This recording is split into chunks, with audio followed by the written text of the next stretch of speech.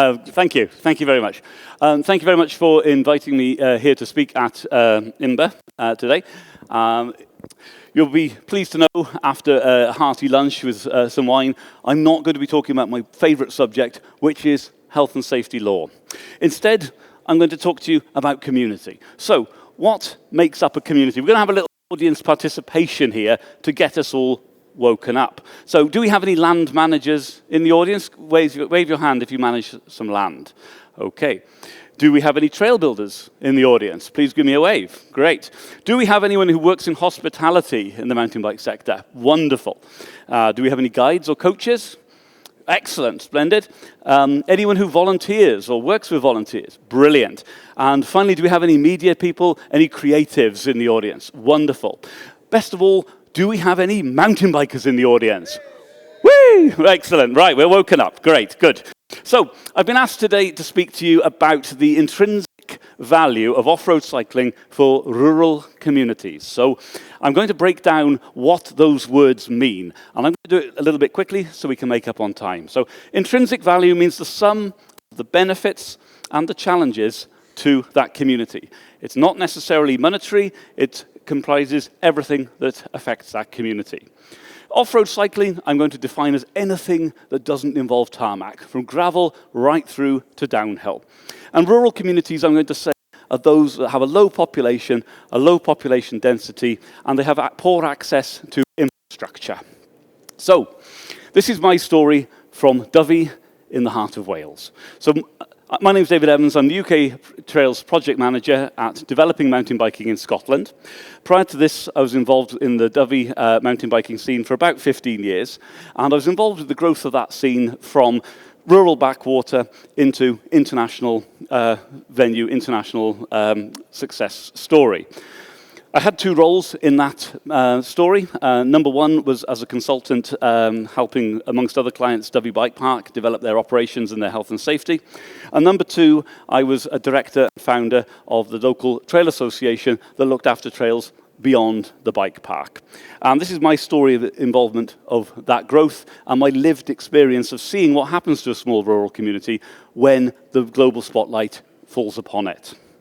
So let's talk a little bit about Dyfi. It's a very rural area. It's in the west side of Wales, and it's not actually a county or even a region. It falls between three regions, to the north, the east, and the south, and it's best described as the boundary of the watershed of the River Dyfi.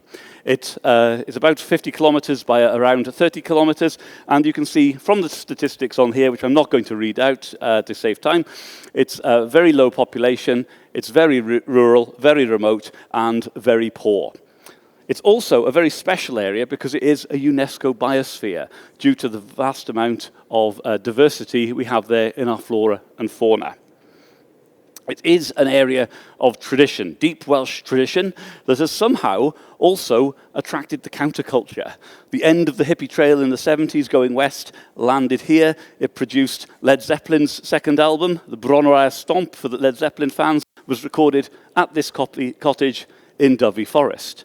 And it was also home to the Centre for Alternative Technology, where people pioneered developing renewable energy decades ahead of its time. So because of this, it's always been a mecca for riding. It's that bit of counterculture, that bit of alternative thinking, and that welcoming Welsh spirit. So Dyfi itself has a long history of mountain biking, from the very first bikes arriving in the mid-80s to a community project which first began in around about the year 2000 to attract tourists, to get people in, particularly after the foot and mouth disease devastated livestock and devastated the farming community. Moving on from the initial three MAC cross-country routes, there was a investment in a community trail centre trail, about 15 kilometres of red trail in 2005, and the area's been a success because it's evolved with the times. So whereas the old XC routes fell out of favour, people started building enduro trails, and then enduro got the area on the map. The Atherton family got involved, they bought and built Dyfi Bike Park. So it's evolved all the way through, and I think that's what has kept Dyfi at the forefront. So, why has it evolved successfully? I think it's due to a local, well-driven community. People want to get involved, they want to put their stamp on it, and the reflection and the outcome of that is that people in power in the area appreciate what mountain biking can do for their towns. So here's a gang of volunteers working on our community trail. Here on the left, my left, is the local mayor starting a community ride to raise funds for the local children's nursery. So don't just take it from me. Here are some quotes from the councillors, a local teacher, and the local mayor of the town saying why they find mountain biking a good thing for the area. So I think it's the mayor who sums it up as well as everybody else, saying it's a catalyst for the economy, the development, the health, the sustainability, and the regional pride. And it's that regional pride I want to talk to you about being part of the intrinsic value and one of the big benefits of mountain biking. Prior to mountain biking, Dyfi was a bit of a void. It was not North Wales, it was not South Wales. You could be a hippie or a farmer, and if you didn't fit into either of those, you left. But since mountain biking has been a thing in the valley, the kids associate with it. The kids get a sense of pride for mountain bikes being part of their local area. They like to be from Dyfi. They could talk to anyone on the internet or through their phones or social media in the mountain biking world, and they say, we're from Dyfi. Anyone in the world knows where that is. It's even on Descenders, the Xbox 360 game. We've gone global. So there's a sense of pride and a sense of place. And this is shown as one of my son's drawing, little bikes in where he's from. And I went to see his school, to see his parents' evening, and we were shown around the French classroom. The children were asked to make a flyer, sell the area to foreign tourists, sell the area to tourists from France. And a number of these kids had drawn mountain biking, and they'd written, and excuse my French, Dyfi est la destination première au monde pour la VTT. They believed genuinely it's the best place in the world. And this means the kids stay. In my personal business, I employed 8 youths over a course of 8 years. 60% of those found jobs within the bike industry and stayed in the area. So we see it happening. And best of all, it creates a good feeling. You know, I now live in Scotland, but when I left, I sold my business. Kids who I coached or had worked for me coming up saying, oh, thanks for this, it's really good to be part of it. So there's a real good feel-good factor of the community pulling together. However, I said value is a sum of challenges and benefits. Some of the benefits and challenges I've shown here. The challenge I'm going to highlight the most is perhaps the overwhelm of tourism if the tourism isn't planned. I saw a sticker as I walked back from the restaurant today saying tourism kills cities. Does it? Does it not? I can't determine that. But what I can determine is that if it's unmanaged, it can produce a boom or bust economy, which can put a lot of pressure on a region. So, well, how do we prevent that boom or bust? Well, we need a variety of trails. Dyfi, as I can show you here, focuses on high-level gravel, high-level mountain bike tours, and black and red trails. What we're missing is blue trails. We need to drive 45 minutes for that. Why should we do that? Because progression and progressive trails doesn't just make an area a tourism destination, it empowers the community. And the community being empowered brings the results and keeps people in and gets the community engaged with mountain biking. The little lad sitting on the gatepost there 8 years ago went on to win the Welsh Enduro Series, national level series, on his hardtail, borrowed off his dad, wearing his t-shirt. So it does produce a good quality of athlete, but it's about bringing them all with us, is our main objective.